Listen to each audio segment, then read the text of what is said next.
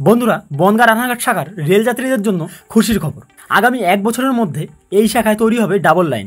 ইতিমধ্যে রেল মন্ত্রকের পক্ষ থেকে 396 কোটি টাকা অনুমোদন দেওয়া হয়েছে। পূর্ব রেলের শিয়ালদহ শাখায় বনগাঁ রানাঘাট ডাবল লাইন করার দাবি অনেক দিনের।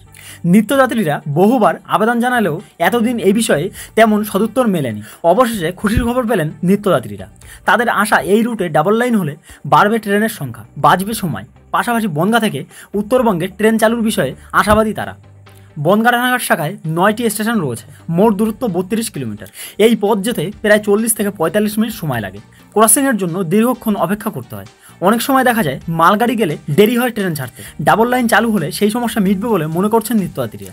বনগাঁ রানাঘাট শাখায় ডাবল লাইনের জন্য দীর্ঘদিন ধরে আবেদন করে আসছে Ranaghat Bongaon railway passenger welfare অ্যাসোসিয়েশনের সাধারণ সম্পাদক শিশির ঘোষ বলেন, রেল মন্ত্রক এই শাখায় ডাবল লাইনের জন্য অর্থ অনুমোদন করেছে। এটা খুবই খুশির খবর। আমরা চাই এই লাইনে ট্রেনের সংখ্যা বাড়ুক, পাশাপাশি দূরপাল্লার ট্রেন চালু হোক।